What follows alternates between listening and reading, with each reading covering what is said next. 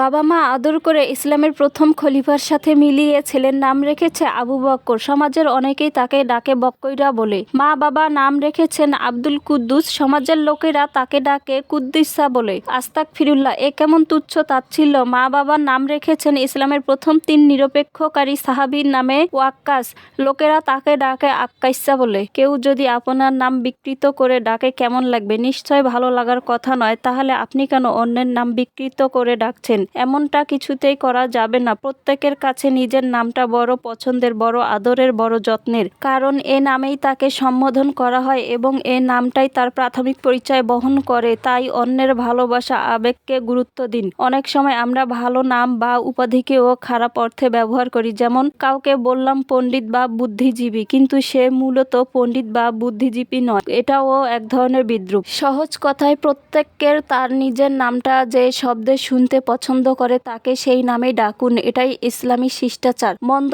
ধারণা করা, সব প্রকারের ধারণা করা গুনাহ নয়, বরং এমন কিছু ধারণা আছে যেগুলো পোষণ করা উত্তম। যেমন আল্লাহ, রাসূল ও ঈমানদারদের ব্যাপারে সুধারণা পোষণ করা। এছাড়াও যাদের সাথে নিত্যদিন উঠা বসা হয় তাদের ব্যাপারেও সুধারণা পোষণ করা উত্তম। তাছাড়া বিচারের প্রক্রিয়া প্রবল ধারণার উপর ভিত্তি করে কখনো কখনো রায় দিতে হয়, এটাও গুনাহ নয়। কিন্তু এসব ক্ষেত্র ছাড়া কারো ব্যাপারে প্রয়োজনে অপ্রয়োজনে মন্দ ধারণা পোষণ করা গুনাহ। বিনা কারণে কারো প্রতি খারাপ ধারণা পোষণ করা কিংবা অন্যদের ব্যাপারে মত স্থির করার সময় খারাপ ধারণা নিয়ে শুরু করা কিংবা এমন লোকদের ব্যাপারে খারাপ ধারণা পোষণ করা যাদের বাহ্যিক অবস্থা তাদের সৎ ও ভদ্র হওয়ার প্রমাণ দেয়। অনুরূপভাবে কোনো ব্যক্তি কোনো কথা বা কাজে যদি ভালো ও মন্দ উভয়ের সমান ও সম্ভাবনা থাকে অথচ খারাপ ধারণার বশবর্তী হয়ে আমরা যদি তা খারাপ হিসেবেই ধরে নেই তাহলে তা গুনাহের কাজ বলে গণ্য হবে। যেমন ধরুন, কোনো সৎ ও ভদ্র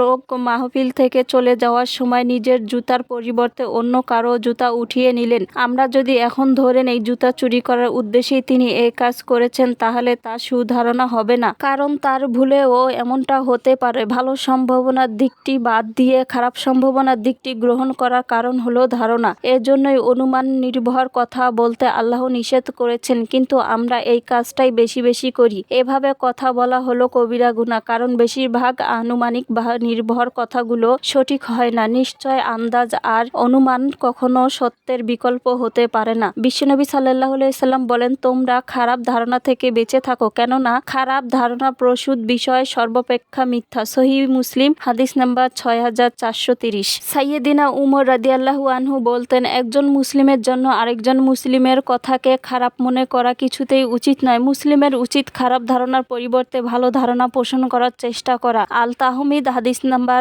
18 থেকে 20 নাম্বার। আপনার যদি কারো ব্যাপারে ধারণা করতে হয় তাহলে ভালো ধারণা করুন। যেখানে অর্ধেক অর্ধেক সম্ভাবনা আছে সেখানে ইতিবাচক ধারণাটাকে গ্রহণ করুন। আপনি দেখলেন এক বাড়িতে পুলিশ ঢুকেছে, পুলিশ ঢুকছে দেখে আপনি পুরো গ্রামকে জানিয়ে দিলেন ওই বাড়িতে মারামারি হয়েছে, ইয়াবা ধরতে এসেছে অথবা চোরা কারবারি ধরতে আসছে। এমনটি ঠিক নয়। হতে পারে ওই বাড়িতে কেউ অসুস্থ, পুলিশ তার অসুস্থ আত্মীয়কে দেখতে এসেছে, আবার পাসপোর্ট ভেরিফিকেশনের জন্যও পুলিশ আসতে পারে, অথচ আপনি আন্দাজের বশে পুরো এলাকায় ভুল তথ্য ছড়িয়ে দিলেন। আপনার বন্ধুকে রিকশায় এক মেয়ের সাথে দেখে কানাঘুষা করা শুরু করলেন। হতেও পারে মেয়েটা তার বোন বা খালা, কিন্তু আপনি ধারণা করে গুনাহ কমিয়েছেন। কারো ঠোঁট কালো দেখলেই বলা হয় সে সিগারেট খায়, অথচ সে জীবনে কোনোদিন সিগারেট ছুঁয়েও দেখেনি। সিগারেট না খেলেও তো অনেকের ঠোঁট কালো হতে পারে। আপনাকে আন্দাজে কথা বলতে কে বলেছে? অন্যের গোপন বিষয়ে পেছনে লাগা। এরপর আল্লাহ তাআলা বলেছেন, গোয়েন্দাগিরি করো না। অনেকেই গোয়েন্দাগিরি করে, অন্যের গোপনীয় বিষয় খোঁজাখুঁজি করে। অন্যের জীবন নিয়ে আমাদের অনেকেরই কৌতূহলের মাত্রাটা খুব বেশি। খুঁটিয়ে খুঁটিয়ে কারো ব্যক্তিগত ব্যাপারে নাক না গলালে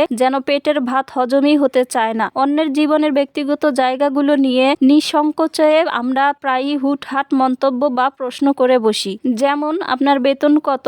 বাচ্চা নিচ্ছেন না কেন? ভাবি, শুনলাম আপনাদের নাকি ডিভোর্স হয়ে যাচ্ছে। কারো সাথে অত্যন্ত ঘনিষ্ঠ না হয়ে এই ধরনের প্রশ্নগুলো করা যায় না, সেই সেন্সটাও আমাদের অনেকেরই নাই। অন্যদের দোষ ত্রুটি বিচ্যুতি কিংবা ব্যক্তিগত বিষয়ে উদ্ধার করতে পারাটাকে আমরা বিরাট সফলতা মনে করি। এমনটা করবেন না। পারলে অন্যের দোষ ঢেকে রাখুন। অন্যের দোষ ঢেকে রাখলে আল্লাহ আপনার দোষ ঢেকে রাখবেন। ভিডিওটি ভালো লাগলে অবশ্যই লাইক, কমেন্ট, শেয়ার করবেন। ধন্যবাদ সবাইকে।